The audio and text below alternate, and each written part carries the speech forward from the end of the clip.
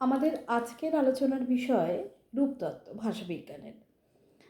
এটি class 12-এর 3rd সেমেস্টারে রয়েছে।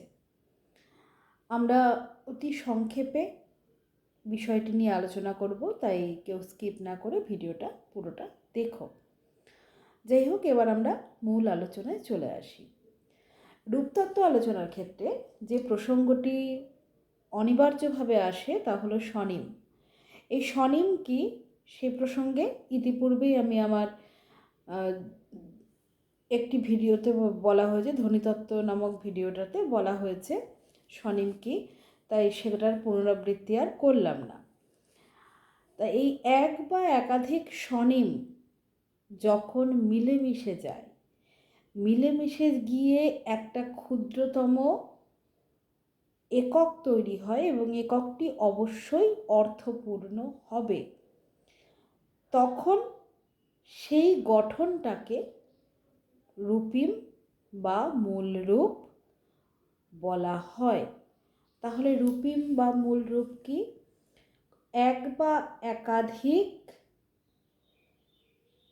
স্বনিমের সম্মিলনে যে অর্থপূর্ণ ক্ষুদ্রতম একক গঠিত হয় তাকেই বলা হয় মূল রূপ বা রূপিম। এই রূপিমের কিন্তু বৈচিত্র্য থাকে। বৈচিত্র্য কেমন ধরনের থাকে? এর ভাগযোগ থাকছে না তা নয়। বৈচিত্র্য বলতে এর পরিবেশগত বৈচিত্র্য থাকে। যেহেতু বিষয়টা উচ্চারণ ভিত্তিক, ধ্বনিতত্ত্ব উচ্চারণ ভিত্তিক বিষয়, তা সেক্ষেত্রেও পরিবেশগত প্রভাবটা কিন্তু ভীষণভাবে থেকে যায়। এবং এটা আলোচনা কোথায় হয়? এই মূল রূপ বা স্বনিম, এই মূল রূপ স্বনিম না, স্বনিমের সম্মেলনে গঠিত যে মূল রূপ বা রূপিম, এই রূপিম দিয়ে কি হয়? এই মূল রূপ দিয়ে নতুন শব্দ গঠিত হয়। শব্দ ধাতুর সঙ্গে কি কি শব্দ বিভক্তি, ক্রিয়া বিভক্তি, প্রত্যয় যোগ হয় এবং যোগ হওয়ার ফলে শব্দরূপ, ক্রিয়ারূপ কি তৈরি হলো নতুন, সে বিষয়ে যে ভাষাবিজ্ঞান আলোচনা করে সেটাই হলো রূপতত্ত্ব বা রূপ প্রক্রিয়া তত্ত্ব। তাহলে রূপতত্ত্ব কী নিয়ে আলোচনা করে? রূপতত্ত্ব আলোচনা করে কি করে শব্দ গঠিত হয়,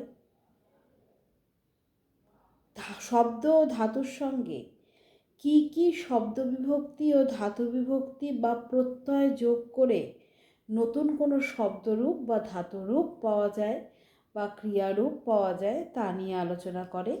ভাষাবিজ্ঞানের যে শাখায় এই বিষয়গুলি নিয়ে আলোচনা হয় সেই শাখাকেই বলা হয় রূপতত্ত্ব বা রূপ প্রক্রিয়া তত্ত্ব। সাধারণত মূল রূপ বিজ্ঞান এবং রূপ প্রক্রিয়া বিজ্ঞান এই দুটোকে নিয়েই রূপতত্ত্ব গঠিত হয়। মূল রূপ বিজ্ঞান বা মরফেমিক্স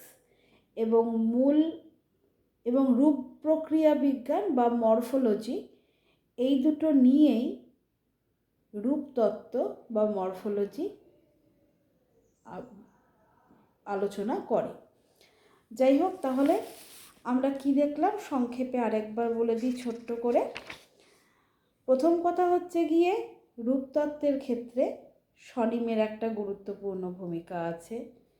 2, এক বা একাধিক স্বনিম একত্রিত হয়ে অর্থপূর্ণ হলে সেক্ষেত্রে মূল রূপ বা রূপিম তৈরি হয়। 3, এর অঞ্চলভেদে বা পরিবেশগত বৈচিত্র্য রয়েছে এর। 4, এটি শব্দ তৈরিতে, নতুন শব্দ তৈরিতে বা ক্রিয়াপদ তৈরিতে সাহায্য করে।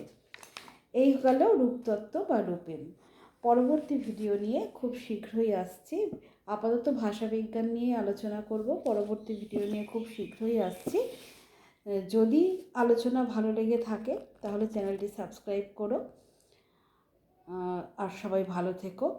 যদি কোনো প্রশ্ন থাকে অবশ্যই করো।